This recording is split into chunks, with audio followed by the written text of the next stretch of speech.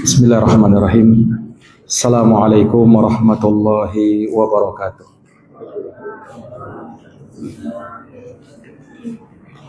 Alhamdulillah. Alhamdulillahi rabbil alamin. Wa bihi nasta'inu ala umuri dunya waddin. Asyhadu an la ilaha illallah wahdahu la syarikalah. Ilahul awwalina wal akhirin. Wa asyhadu anna Muhammadan abduhu wa rasuluh as-sadiqul amin sallallahu alaihi wa ala alihi wa sahbihi wa man tabi'ahum bi ihsanin ila yaumiddin wa sallama tasliman katsira. Subhanaka la ilma lana illa ma 'allamtana innaka antal alimul hakim. Allahumma 'allimna ma yanfa'una wanfa'na bima 'allamtana wazidna ilman ya arhamar rahimin. Rabbi syrah li sadri wa yassir li amri wahlul 'uqdatam min lisani yafqahu qawli. Amma ba'd. Kaum muslimin dan muslimat, hadirin wal hadirat, Bapak dan Ibu sekalian, jamaah salat maghrib Masjid Al-Kautsar yang dirahmati dan dimuliakan oleh Allah.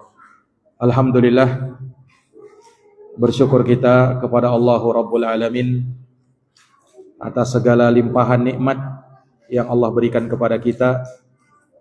Bersalawat kepada baginda Nabi Muhammad bin Abdullah sallallahu alaihi wasallam, kepada keluarga dan sahabatnya serta umatnya yang menapaki jalan sunnahnya sampai akhir hari kiamat. Para hadirin yang dirahmati oleh Allah, pada malam ini Allah berikan taufik kepada kita untuk dapat berkumpul di masjid yang mulia ini, tentu dalam rangka untuk beribadah kepada Allah, menjalankan sholat maghrib berjamaah, yang kemudian kita lanjutkan dengan duduk untuk kita mengkaji dan bertafakuh di dalam agamanya.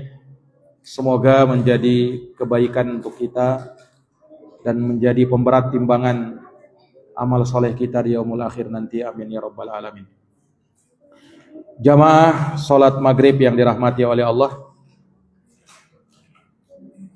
pada kesempatan ini pembahasan kita dalam kitab Umdatul Ahkam min kalami khairil anam, karya Al-Imam Abdul Ghani rahimahullahu ta'ala. Kita dalam bab tentang hukum-hukum seputar sholat Jumat. Hadis pertama sudah kita bacakan walhamdulillah, dan ada faidah-faidah yang kita petik darinya, dan di sini kita akan lanjutkan kembali penyebutan hadis dan juga faidah-faidah serta hukum-hukum fikih yang terkandung di dalamnya. Tentu berkaitan dengan ibadah sholat Jumat, yang mana kita tahu bersama ibadah sholat Jumat ini ibadah yang sangat utama, ibadah yang sangat mulia. Dan walhamdulillah kaum muslimin pada hari ini masih besar perhatiannya kepada sholat Jumat, dan itu ditandai dengan banyaknya kaum muslimin yang menghadiri sholat Jumat. Dan masjid-masjid kita bisa melihat perbedaan jamaahnya pada hari Jumat dan di selain hari Jumat. Dan ini tentu dari kesadaran akan peringatan dari baginda Nabi sallallahu alaihi wasallam terhadap orang-orang yang tidak menghadiri Jumatan tanpa ada uzurnya, tanpa ada alasan syar'i. Disebutkan dalam Sahih Muslim dari hadis Abdullah bin Umar, juga datang dari sahabat Abu Hurairah. Keduanya mendengarkan Rasulullah sallallahu alaihi wasallam pernah bersabda, yaqulu ala a'wadi mimbarih. Ketika itu Rasulullah bersabda dan beliau berada di atas kayu mimbarnya. Kata Rasulullah, la yantahiyanna aqwamun an wad'ihimul jumu'at. Hendaknya suatu kaum berhenti untuk membiasakan diri meninggalkan salat Jumat. Aw la yahtimannallahu ala qulubihim. Kalau tidak mereka lakukan, mereka terus absen dari salat Jumat, maka Allah akan menutup hati-hati mereka. Tsumma la yakunanna minal ghafilin. Kemudian mereka pun menjadi orang-orang yang ghafilin, yaitu orang-orang yang sangat lalai. Nah, ini dalam hadis riwayat Imam Muslim.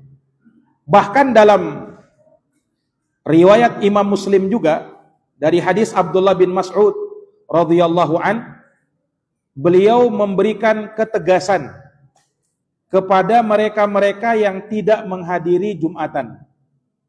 Qala liqaumin yatakhallafuna 'anil jum'ah. Rasulullah pernah bersabda kepada orang-orang yang sengaja tidak menghadiri Jumatan. Kata beliau, laqad hamamtu an amura rajulan yusalli bin nasi thumma uharriqa ala rijalin yatakhallafuna 'anil jumu'ati buyutahum.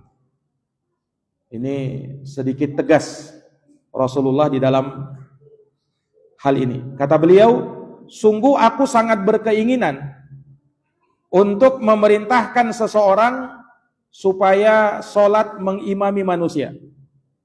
Kemudian aku sendiri akan pergi membakar rumah-rumah orang-orang yang tidak menghadiri Jumatan. Ini sampai Rasulullah seperti ini. Ini sebenarnya penekanan dari Nabi SAW untuk jangan bergampangan bagi orang-orang itu meninggalkan sholat Jumat. Ketika engkau adalah seorang yang diwajibkan untuk sholat Jumat, maka wajib bagi Anda untuk sholat Jumat, menghadiri sholat Jumat. Dan sholat Jumat mesti dilakukan di masjid, berjamaah di masjid. Nah, kecuali orang-orang yang punya uzur dan orang-orang yang memang tidak diwajibkan menghadiri sholat Jumat. Ada 3 golongan manusia yang tidak wajib sholat Jumat. Yang pertama, al-marid, orang yang sakit. Tentu dia punya uzur di sini, punya alasan syar'i untuk tidak hadir sholat Jumat karena sakit. Yang kedua, as-sabi, anak kecil yang belum balik, karena tidak ada atau tidak diwajibkan sholat Jumat atas mereka. Dan yang ketiga adalah al-mar'ah, wanita. Wanita memang tidak ada kewajiban menghadiri sholat Jumat.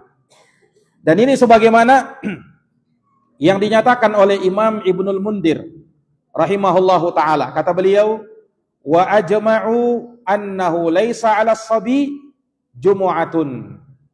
Sepakat para ulama bahwa tidak ada Jumat bagi anak kecil, yakni tidak ada kewajiban sholat Jumat atas mereka. Dan beliau juga mengatakan wa ajma'u annahu la jum'ata 'alan nisa, tidak ada Jumatan bagi para wanita. Wa ajma'u, dan mereka juga mengatakan para ulama itu, ala annahunna in hadarnal imama fasallina ma'ahu anna dzalika yujzi'u anhu. Bahwa jika para wanita mereka ingin hadir sholat Jumat dan memang misalnya disiapkan tempat di sana, kalau memang disiapkan tempat, maka hal tersebut sah dari mereka. Hal tersebut sah dari mereka. Jika memang ada tempat sholat bagi wanita, yakni disiapkan oleh takmir masjid, ya, sholat Jumat untuk wanita, maka ini sah bagi mereka untuk sholat Jumat. Nah, ini para hadirin yang dirahmati oleh Allah. Dan juga dikatakan oleh Imam Ibn Rushd rahimahullahu ta'ala dalam kitabnya Bidayatul Mujtahid. Kata beliau, fala tajibu alam ra'atin wala ala maridin bittifaqin. Tidak wajib Jumatan itu bagi wanita juga bagi orang sakit, dan ini berdasarkan kesepakatan ulama. Ini berdasarkan kesepakatan para ulama. Juga dinukil hal ini oleh Imam An-Nawawi, juga Imam Ibnu Qudamah rahimahullahu ta'ala. Dan dasar ijma' para ulama ini, mereka berdasarkan hadis Tariq bin Syihab radhiyallahu an. Dari Nabi sallallahu alaihi wasallam, Nabi pernah bersabda, "Al-jum'atu haqqun wajibun ala kulli muslim fi jama'atin illa arba'ah." Kata Nabi, Jumat itu adalah wajib bagi setiap muslim, dilakukan di masjid berjamaah, kecuali atas 4 orang. Yang pertama, abdun mamluk, budak yang dimiliki. Nah, tidak wajib bagi mereka sholat Jumat. Yang kedua, awimra'atin, wanita, juga tidak wajib Jumatan. Awsobiyun. Yang ketiga, anak kecil. Awmaridun. Dan yang keempat adalah orang yang sakit. Hadis ini riwayat Imam Abu Daud, ya, dan haditsnya disahihkan oleh Syekhu Masyayikhina Syekh Muqbil bin Hadi Al-Wadi'i Al-Yamani rahimahullahu ta'ala. Ini para hadirin jamaah yang dirahmati dan dimuliakan oleh Allah. Maka ini menunjukkan kepada kita terkait dengan satu hukum di dalam sholat Jumat yang perlu kita perhatikan. Kemudian para jamaah, kita telah membacakan hadis pertama yang disebutkan oleh beliau terkait dengan mimbarnya Nabi SAW dalam sholat Jumat. Kemudian ada faidah-faidah yang kita ambil dari sana. Juga diantaranya disunnahkan bagi seorang khatib dalam sholat Jumat, ia berdiri lebih tinggi dari jamaah-jamaahnya, yakni di mimbar, di tempat yang tinggi. Hal tersebut tentu saja dalam rangka agar manusia memperhatikan dan bisa melihat khatibnya yang berkhutbah. Makanya pada saat khatib berkhutbah, yang paling bagus itu jamaahnya memperhatikan, melihat khatibnya. Kalau dia tunduk begini, alamat tidur nanti. Kalau mendengarkan khutbah begini, ya. Tapi kalau misalnya dia mendengarkan khutbah sambil melihat khatibnya, memperhatikan, itu insyaallah ta'ala dia mendapatkan faidah dari situ. Karena mendengarkan khatib berkhutbah hukumnya wajib. Bukan hanya sholat Jumatnya Pak yang wajib. Mendengarkan khatib berkhutbah saat sholat Jumat, yakni sebelum pelaksanaan sholat Jumat, hukumnya wajib. Makanya Nabi SAW menegur orang-orang yang pada saat khatib naik ke atas mimbar berkhutbah, kemudian masih ribut-ribut. Sebagian orang ada yang masih main HP, ya, atau masih ngobrol dengan temannya. Nabi peringatkan, ya, kalau dia melakukan hal yang seperti itu, faqad laghauta, maka sungguh Jumatannya bisa sia-sia. Karena mendengarkan khatib berkhutbah hukumnya wajib. Nah, ini para hadirin yang dirahmati dan dimuliakan oleh Allah. Makanya pada saat khatib berkhutbah, simak baik-baik, jangan main-main, ya, jangan ngobrol, jangan main HP, dan jangan tidur. Terkadang kita lihat kebanyakan jamaah, ya, pada sebagian jamaah itu mereka khusyuk mendengarkan khutbah Jumat. Saking khusyuknya sampai tertidur. Nah, ini karena mendengarkan khutbah tidak terlalu perhatian. Tapi kalau kita perhatian betul-betul melihat khatibnya berkhutbah, menyampaikan, maka kita bisa lebih mendapatkan manfaat dari khutbah Jumatnya sang khatib. Makanya itu dianjurkan dan disyariatkan ketika berkhutbah khatib itu di tempat yang tinggi. Memang supaya jamaah bisa melihat. Ini para hadirin yang dirahmati oleh Allah. Ini dari hal yang dilakukan oleh baginda Nabi Sallallahu Alaihi Wasallam. Walaupun di dalam hadis tadi, ya, Hadis pertama yang kita bawakan, Nabi SAW ketika itu sholat di atas mimbarnya. Dan itu dalam rangka untuk ta'lim, memberikan pengajaran kepada manusia. Dan ini menunjukkan bolehnya seseorang sholat liqasdi ta'lim, dengan maksud untuk memberi pengajaran, memberi pembelajaran kepada orang-orang, kepada jamaah kaum muslimin. Nah, kemudian jamaah sekalian, dalam hadis ini juga jelas menunjukkan kepada kita khutbah itu disyariatkan di atas mimbar. Bahkan kalau tidak ada mimbar, ya minimal dia bikin semacam kayu dia lintangkan dan bisa dipijaki supaya khotib bisa berdiri di atas batang kayu tadi. Kalau misalnya belum dibuatkan mimbar. Ya, karena memang dianjurkan khotib itu berada di atas tempat yang lebih tinggi daripada makmum yang ada di bawah. Ini para hadirin yang dirahmati dan dimuliakan oleh Allah. Nah, kemudian hadis berikutnya akan kita bacakan pada kesempatan ini. Hadis berikutnya ini tentang anjuran mandi sebelum menghadiri sholat Jumat. Disebutkan dari hadis Abdullah bin Umar radhiyallahu anhuma, anna Rasulullah sallallahu alaihi wasallam qala, bahwa Rasulullah sallallahu alaihi wasallam bersabda, "Man jaa'a minkumul jum'ata falyaqtasil." Barang siapa yang menghadiri sholat Jumat, maka hendaknya dia mandi. Barang siapa di antara kalian yang mendatangi sholat Jumat, maka hendaknya dia mandi. Hadits ini sahih riwayat Imam Al-Bukhari.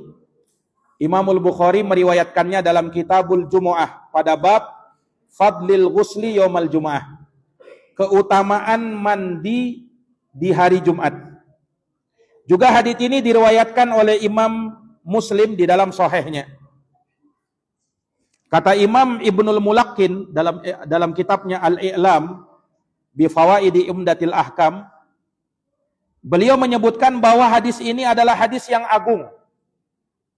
Oleh karenanya diriwayatkan dari Nabi Shallallahu alaihi wasallam sekitar 25 orang sahabat meriwayatkan hadis tentang syariat mandi untuk sholat Jumat. Ini sebagaimana disebutkan oleh Imam Ibnu Mandah dalam mustakhrajnya. Beliau sebutkan hal tersebut. Dan hadits ini penjelasan tentang hukum mandi untuk sholat Jumat. Jadi kata Nabi Sallallahu Alaihi Wasallam, "Man jaa'a minkumul jum'ah." Siapa di antara kalian, siapapun yang memang ada kewajiban menghadiri sholat Jumat, dia menghadiri Jumatan, falyaqtasil, maka hendaknya dia mandi, kata Nabi. Nah, para jamaah sekalian, para ulama mengungkap kenapa ada syariat mandi untuk sholat Jumat. Dan ini penekanannya lebih, tidak sebagaimana sholat-sholat yang lain. Kalau sholat Jumat, sebelum kau datangi, mandi Jumat dulu. Kenapa begitu? Karena Jumatan itu adalah momen di mana manusia lagi berkumpul dalam jumlah yang besar. Dan perkumpulan di situ adalah perkumpulan yang sangat mulia. Karena orang-orang yang menginginkan pahala di sisi Allah, orang-orang yang menginginkan rahmat dari Allah, supaya Allah memberkahi mereka. Niat-niat mereka bagus. Nah, maka perkumpulan yang semacam ini, ya, hendaknya seseorang lakukan dalam keadaan yang terbaik. Makanya di hari Jumat kita dianjurkan untuk memakai pakaian yang bagus, yang rapi, memakai minyak wangi, ya. Karena itu momen ketika manusia lagi berkumpul. Tentu hal yang kurang pantas misalnya ketika dia kumpul Jumatan, dia lagi pakai pakaian biasa, apalagi berkeringat, habis kerja, kemudian hadir Jumatan, berada di tengah-tengah jamaah. Nah, ini. Tapi kalau misalnya dia persiapan terlebih dahulu, mandi terlebih dahulu, berpakaian yang rapi, yang bagus, ini menunjukkan kesiapan. Ya, karena kata para ulama, kita ini kan dalam kehidupan dunia saja, kalau kita berada di momen-momen yang besar, apalagi untuk menghadap orang-orang yang besar, kita subhanallah begitu rapinya. Tapi kenapa di momen besarnya kaum muslimin, kemudian yang kita hadap sekarang adalah Allah Rabbul Alamin, tetapi pakaian kita biasa-biasa saja. Nah, ini para jamaah sekalian. Maka inilah hikmah kenapa kita itu dianjurkan untuk mandi di hari Jumat. Karena ini adalah momen tempat berkumpulnya manusia, ya, sehingga sangat ditekankan, sangat dianjurkan manakala seseorang itu berada pada kondisi yang terbaik, dengan pakaiannya yang terbaik, yang bersih, yang rapi, yang wangi. Nah, ini para jamaah sekalian. Inilah yang diisyaratkan oleh Nabi SAW, disabdakan oleh baginda Nabi, sebagaimana dalam riwayat Imam Bukhari dan Imam Muslim ini. Ada anjuran untuk seseorang itu mandi, membersihkan badannya dari kotoran-kotoran, karena dia ingin beribadah kepada Allah Subhanahu wa taala. Dan supaya orang-orang yang ada di sekitarnya itu merasa sejuk ketika berada di dekatnya. Tidak ada bau badan, tidak ada bau-bau yang tidak sejuk. Naam. Karena itu bisa mengganggu orang lain, bahkan bisa mengganggu para malaikat.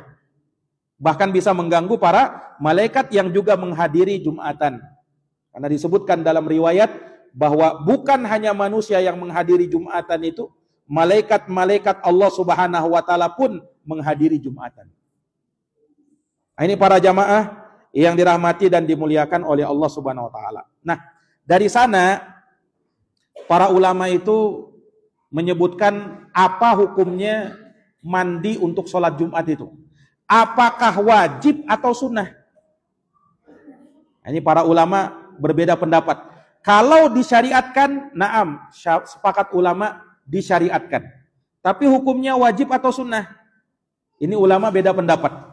Sebagian ulama ada yang berpendapat wajib hukumnya, berdasarkan hadis ini. Dan ini pendapatnya sahabat Abu Hurairah, demikian pula pendapatnya Imam Hasan Al-Basri, Imam Malik, gurunya Imam Syafi'i, Imam Ahmad, dan juga satu pendapat dari ulama Zahiriyah. Dan lebih tegas lagi, mereka berdalil dengan hadis riwayat Bukhari Muslim juga dari sahabat Abu Sa'id Al-Khudri. Kata Nabi, al-ghuslu yaumal jumu'ati wajibun ala kulli muhtalimin. Ini dalam riwayat Bukhari Muslim, Pak. Lebih tegas lagi. Mandi untuk sholat Jumat wajib atas setiap orang yang sudah balik.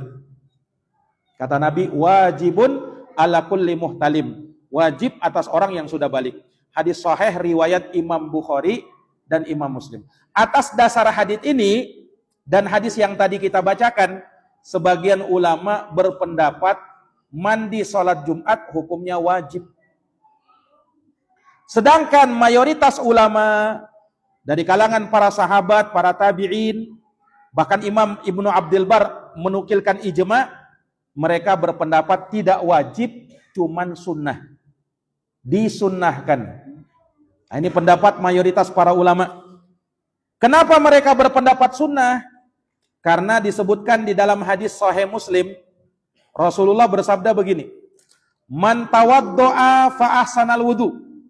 Siapa yang berwudu lalu membaguskan wudunya, dia sempurnakan wudunya, summa atal jum'ah, lalu dia mendatangi Jumatan, fastama'a wa ansota, lalu dia menyimak khutbah Jumat dan dia diam, tidak ribut-ribut. Ghufira lahu ma bainahu wa bainal jum'ah, maka diampuni ya antara Jumat itu dengan Jumat setelahnya. Wa ziyadatu salasati ayyam, dan ditambah lagi 3 hari. Jadi diampuni totalnya 10 hari. Nah, kemudian dalam hadis Samurah dikatakan, Man tawaddo'a yaumal jum'ah. Barang siapa yang berwudu pada hari Jumat, fabiha wa ni'mat, maka itu bagus kata Nabi. Yang mandi untuk sholat Jumat, apa yang berwudu untuk sholat Jumat, maka itu bagus. Wa maniktasala fa huwa afdal. Tapi siapa yang mandi, maka mandi lebih utama. Nah, di sini Nabi mengatakan mandi Jumat itu lebih utama daripada sekedar wudu. Kalau sekedar wudu saja bagus. Nah, berarti berdasarkan hadits ini tidak wajib kata mereka mandi untuk sholat Jumat, cuman disunnahkan saja.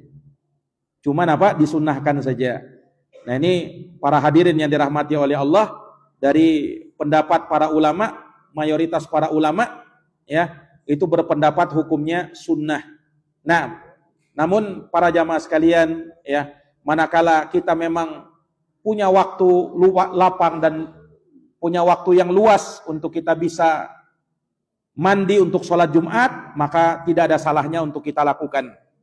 Tidak ada salahnya untuk kita lakukan, apalagi hal yang disunnahkan. Yang disunnahkan itu kalau kita kerjakan ya berpahala, ya kan? Walaupun kalau ditinggalkan tidak berdosa. Nah, kalau kita lapang ya, pengen dapat pahala yang banyak, maka mandi lebih utama daripada sekedar apa? Daripada sekedar berwudu. Ya. Bahkan kata Imam Ibnul Qayyim rahimahullah ya, terkait dengan syariat mandi untuk sholat Jumat ini, itu lebih ditekankan daripada ya syariat sholat witir ya, kemudian membaca basmalah di dalam sholat, kemudian wajibnya wudu karena menyentuh wanita atau menyentuh kemaluan. Demikian pula wajibnya sholat, wajibnya salawat kepada Nabi dalam tasyahud akhir. Juga wajibnya membaca bagi makmum, membaca surat Al-Fatihah. Kata Imam Ibnul Qayyim, mandi untuk sholat Jumat itu lebih ditekankan lagi. Nah, ini menunjukkan ada penekanan, apalagi dalam satu riwayat yang sahih tadi sempat Nabi berkata wajib. Nah, ini para jamaah. Maka bagi seseorang ya, ketika dia lapang untuk mandi ya, maka itu yang terbaik bagi dirinya. Nah, dan para ulama menyebutkan bahwa waktu untuk mandi sholat Jumat itu dimulai dari kapan? Mayoritas ulama berpendapat bahwa waktu untuk mandi sholat Jumat dimulai ya, kalau orang mau memulainya sudah diperbolehkan saat ya terbitnya fajar di hari Jumat. Maka itu sudah diperbolehkan. Kalau dia ingin tunda sampai dekat-dekat Jumat misalnya, maka itu juga diperbolehkan. Ya. Yang jelas bukan pada malam Jumatnya, Pak. Nah, itu belum disyariatkan mandi Jumatan. Ini malam Jumat saya mau mandi untuk besok sholat Jumat. Enggak. Tetapi nanti kalau sudah terbit fajar, ya misalnya dia mau sekaligus mandi di situ karena ada kesibukan dan karena satu dan lain hal, maka sudah boleh untuk dia mandi, niatkan mandi Jumat. Baik, caranya bagaimana Ustaz? Mandi Jumatan itu gimana caranya? Nah, para ulama menyebutkan terkait dengan mandi-mandi besar, mandi-mandi yang disunahkan, mandi sholat Jumat, mandi sholat Id, ya, dan mandi-mandi yang lain, itu tata caranya sama seperti mandi junub. Tata caranya sama seperti mandi junub. Niatkan ya bahwa mandi ini untuk mandi sholat Jumat. Nah, ini para jamaah yang dirahmati dan dimuliakan oleh Allah Subhanahu wa Ta'ala. Iya. Kemudian juga para ulama menyebutkan terkait dengan hal ini, yaitu hukum menjamak mandi karena dua hal yang terjadi pada dirinya. Yang pertama karena untuk sholat Jumat, yang kedua karena junub. Ya. Karena di hari Jumat itu ada sunnah dan anjuran untuk mendatangi istri. Nah, maka dalam momen seperti itu dia ada junubnya dan ada syariat mandi Jumat. Apakah boleh Ustadz kita misalnya mandi satu kali dengan niat mandi junub dan sekaligus mandi Jumat? Nah, para ulama berselisih dalam hal ini, dan yang terkuat dari pendapat para ulama bahwa hal tersebut boleh. Bahwa hal tersebut boleh. Naam. asalkan dia niatkan. Karena Nabi bersabda, innamal a'malu binniyat. Amal-amal itu tergantung dengan niatnya. Sebagaimana boleh misalnya ada orang menggabung antara sholat tahiyatul masjid dengan sholat sunnah qobliyah 2 rakaat. Dia niatkan sholat qobliyah dan sekaligus tahiyatul masjid, dan itu sah kata para ulama. Bahkan kalau dia mau gabung jadi 3, niat sholat qobliyah, kemudian niat sholat tahiyatul masjid karena baru masuk masjid, dan niat sholat sunnah ba'dal wudu karena dia baru berwudu misalnya, maka itu sah kata ulama. Dalilnya mana Ustadz? Dalilnya innamal a'malu binniyat. Amal itu tergantung dengan niatnya, dan boleh menggabung niat seperti itu asalkan memang ibadahnya sejenis, prakteknya sama-sama sunnah, ya, sama-sama modelnya sama, itu baru boleh. Tapi kalau misalnya satunya wajib, satunya sunnah, Anda bisa digabung, Pak. Makanya para ulama menyebut kaedah penggabungan niat, itu ada. Tapi kalau misalnya dia tidak niatkan, taruhlah misalnya di hari Jumat nih. Di hari Jumat, dia junub dan dia mau mandi sholat Jumat. Tapi yang ada di dalam niatnya, dia cuman mandi Jumatan. Ya. Dia tidak niat mandi janabah, mandi junub. Maka kata para ulama, dia mesti mandi 1 kali lagi untuk mandi janabah. Karena dia tidak niat. Innamal a'malu binniyat. Harus diniatkan dulu. Demikian juga misalnya dia baru niat mandi junub, niat mandi Jumat belum. Maka kata ulama tidak sah, ya, dan belum mewakili untuk mandi sholat Jumat. Kenapa? Karena dia belum niatkan. Nanti dia niatkan, dia mandi 1 kali untuk junub dan untuk sholat Jumat baru sah. Ini para hadirin yang dirahmati dan dimuliakan oleh Allah. Dan ini dikatakan oleh para ulama seperti Imam An-Nawawi rahimahullahu ta'ala. Kata Imam Nawawi, ulama besar dari madhab Syafi'i, kata beliau, walau nawa guslal jum'ah lam tahsul anil janabah alal madhabis sahih. Kata Imam Nawawi, kalau seseorang niat mandi Jumatan, mandi untuk sholat Jumat, cuman itu saja niatnya, ya, bukan untuk mandi janabah, maka ya yang sah baginya cuman mandi Jumatan saja. Sedangkan mandi janabah belum. Dia mesti mandi untuk janabah, mandi untuk junub. Itu kata Imam Nawawi rahimahullahu taala, dan beliau menyebutkan inilah pendapat mayoritas para ulama. Demikian pula sebaliknya tadi. Kalau dia niatnya mandi janabah, belum niat mandi Jumatan, maka dia perlu untuk mandi lagi 1 kali, mandi Jumatan. Ya, karena permasalahannya berkaitan dengan niat. Para hadirin yang dirahmati dan dimuliakan oleh Allah Subhanahu wa taala. Ya. Kemudian mandi Jumatan ini kata para ulama hanya diperuntukkan bagi mereka yang wajib menghadiri sholat Jumat. Adapun bagi mereka yang tidak wajib sholat Jumat, seperti tadi kita sebutkan, anak kecil, wanita, orang yang sakit, demikian pula orang yang lagi safar, ya, maka tidak wajib bagi mereka mandi Jumat. Karena memang mandi Jumat ini tujuannya untuk apa? Sholat Jumat. Kalau dia sendiri tidak hadir sholat Jumat karena ada uzurnya, ada alasan syar'inya dia tidak hadir, karena sakit misalnya tadi, karena musafir misalnya tadi, maka dia tidak wajib untuk mandi Jumat. Ini para hadirin yang dirahmati dan dimuliakan oleh Allah. Dan telah kita sebutkan, bagi orang yang tidak hadir sholat Jumat karena ada alasan syar'i, maka dia ganti dengan sholat zuhur. Ini para jamaah. Demikian pula bagi orang yang tidak sah Jumatannya. Ya, misalnya Pak, ada satu masjid, ya, mau menghadiri Jumatan ini, ternyata batal Jumatannya, Pak. Kenapa? Tidak ada yang bisa jadi khotib. Sementara rukunnya Jumatan itu mesti ada khotib. Jamaah tidak ada yang bisa berkhutbah. Akhirnya mereka semua sepakat sholat zuhur. Tidak ada Jumatan. Ini para jamaah sekalian. Ya, karena kalau memang Jumatan itu sudah tidak bisa dilakukan, ya gantinya ya sholat zuhur. Itu para hadirin yang dirahmati oleh Allah.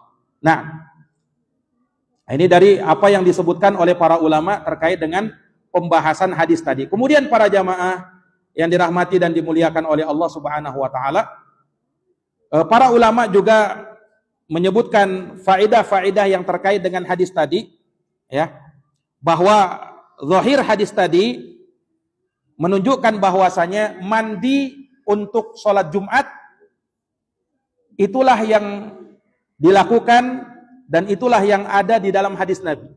Jadi mandinya bukan karena hari Jumat, tapi mandinya karena sholat Jumat. Mandinya karena sholat Jumat. Nah, dan dari hadis ini pula menunjukkan kepada kita bahwa dianjurkan bagi seseorang untuk merapikan diri, ya, berbersih, kemudian berpakaian yang bagus dalam rangka untuk beribadah kepada Allah. Sebenarnya ini syariat umum untuk semua ibadah yang kita lakukan. Cuman kalau hari Jumat itu lebih ditekankan lagi. Karena momennya kita lagi berkumpul dalam jumlah yang besar. Makanya itu juga yang disunnahkan pada saat kita menghadiri sholat Id.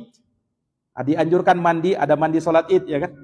Kemudian dianjurkan pakaian bagus, ya, memakai minyak wangi, berpakaian yang rapi. Nah, karena momennya lagi berkumpul, ya. Dan di situ kita berbahagia, ya, dengan hari-hari yang Allah Subhanahu wa taala muliakan untuk kita. Nah, ini para jamaah yang dirahmati dan dimuliakan oleh Allah. Taib. Kemudian hadis berikutnya disampaikan oleh Imam Abdul Ghani rahimahullahu taala, ya. Kata beliau, wa an Jabir bin Abdullah radhiyallahu an, dari sahabat Jabir bin Abdullah, semoga Allah meridhoinya, qala jaa rajulun wan nabiy sallallahu alaihi wasallam yakhtubun nasa yaumal jum'ah. Ini beliau ceritakan peristiwa terjadi di hari Jumat ketika Nabi sedang khutbah Jumat. Ya.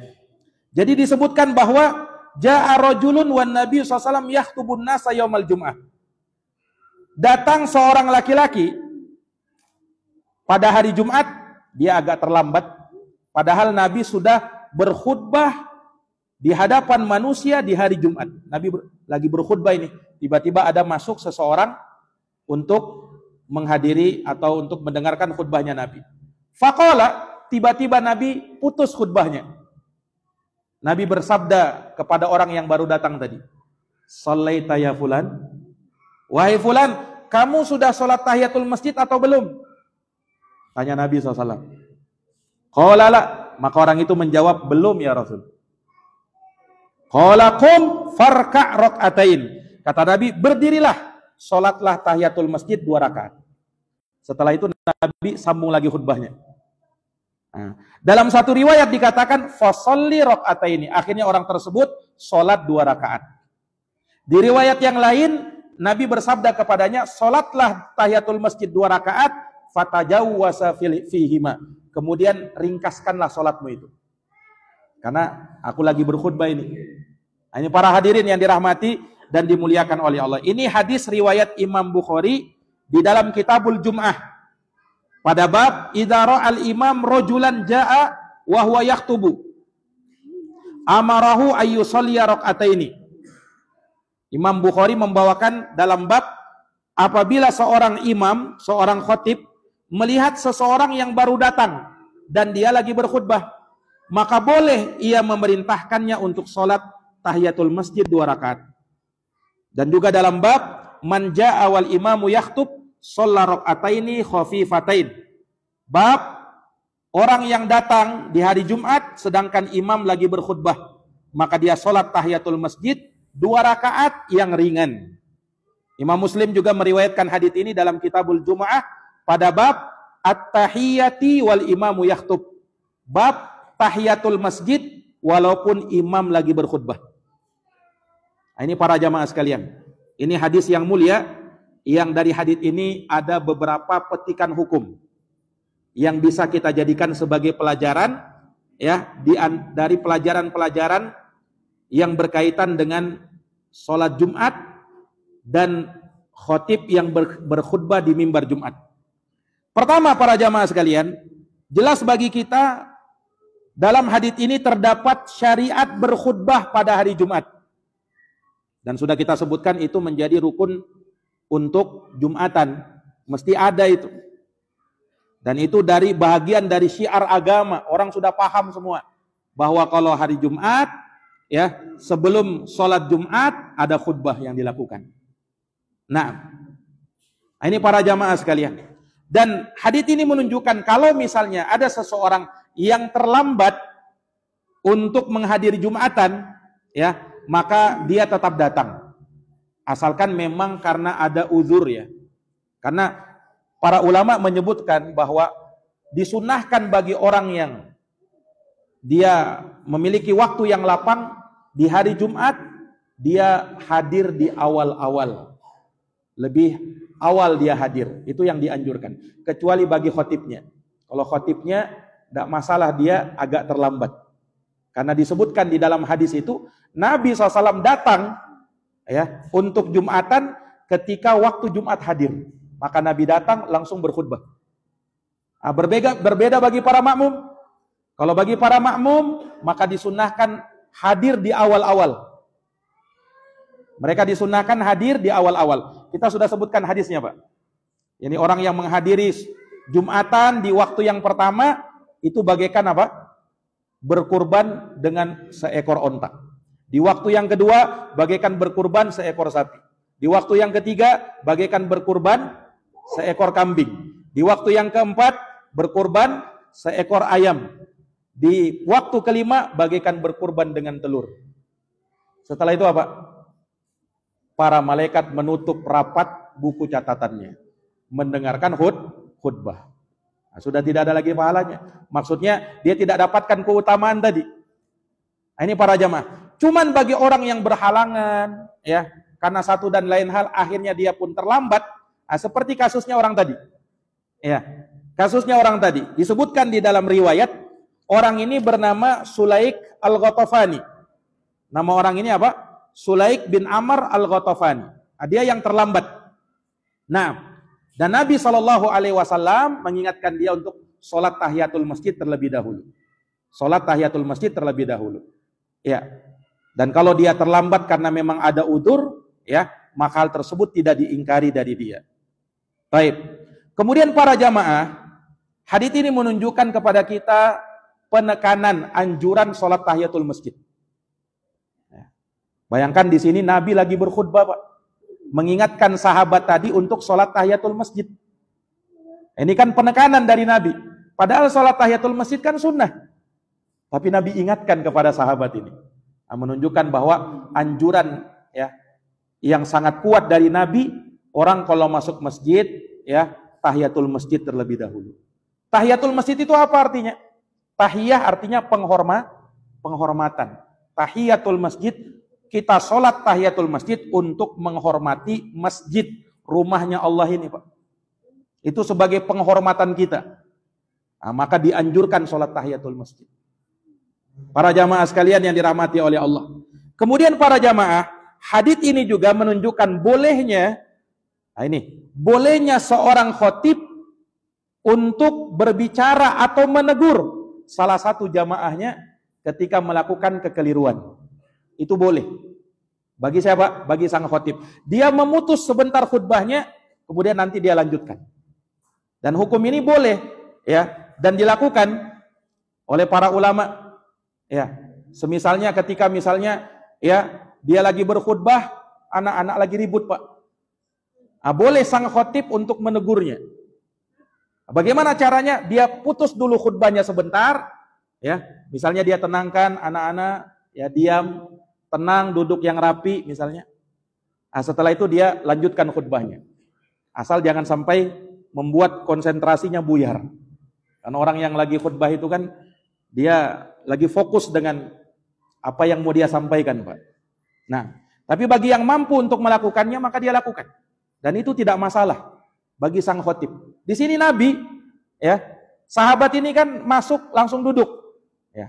Nabi putus dulu khutbahnya sebentar. Nabi perintahkan, oh, ini lagi khutbah Jumat ini. Ya, lagi khutbah Jumat ini. Kata Nabi, sholat dulu 2 rakaat. Setelah itu Nabi lanjutkan lagi khutbahnya. Setelah itu Nabi lanjutkan lagi khutbahnya. Ini boleh. Dan ini sebagaimana dinyatakan oleh Imam Nawawi, ulama besar dari mazhab Syafi'i. Kata Imam Nawawi, fi hadal hadis jawazul kalami fil khutbah li hajatin. Dalam hadis ini kata Imam Nawawi menunjukkan bolehnya seorang khatib berbicara kepada jamaahnya karena memang ada satu hajat, ada satu keperluan. Kata Imam Nawawi. Dan semisal itu juga dinyatakan oleh Imam Ibnu Qudamah. Dan itu tidak menjadikan khutbahnya bermasalah, ya, atau khutbahnya tidak sah, tidak. Itu boleh bagi seorang khatib melakukan itu. Nah, ini para jamaah yang dirahmati dan dimuliakan oleh Allah. Kemudian juga dari hadits ini menunjukkan kepada kita, ya, bahwasanya seseorang kalau misalnya dia belum tahiyatul masjid, dia tahiyatul masjid, tapi karena khatib sedang berkhutbah, ya, karena khatib sedang berkhutbah, dia ringkaskan sholatnya. Jangan dia sholat tahiyatul masjid baca surat amma yatasaalun, selesai khutbah itu. Nah, tapi dia baca dengan surat yang ringkas saja supaya cepat. Nah, yang terakhir para hadirin yang dirahmati oleh Allah, ya, menunjukkan kepada kita bahwa Nabi SAW selalu mengadakan amar ma'ruf nahi mungkar. Dalam kondisi apapun, bahkan walaupun beliau lagi berkhutbah, beliau menyempatkan menegur kekeliruan atau kesalahan yang terjadi dari umatnya. Nah, menunjukkan bahwa kesalahan itu tidak boleh didiamkan. Kesalahan itu ditegur, diluruskan supaya orang bisa memperhatikannya dan tidak lagi mengulanginya. Nah, ini Nabi lakukan di hadapan para sahabat. Itu betul-betul membekas pada diri sahabat sehingga mereka tahu betul hukumnya dalam masalah ini. Nah, sehingga tidak ada lagi setelah itu yang mengulangi kesalahan yang sama. Para hadirin yang dirahmati oleh Allah, mungkin ini pelajaran-pelajaran yang kita bisa ambil dari pembahasan hadis tentang sholat Jumat. Mudah-mudahan bermanfaat dan kita lanjutkan insyaallah taala di pertemuan yang akan datang. Kita akhiri dan kita tutup dengan doa kafaratul majelis. Subhanakallahumma bihamdik asyhadu an la ilaha illa anta astaghfiruka wa atubu ilaik. Assalamualaikum warahmatullahi wabarakatuh.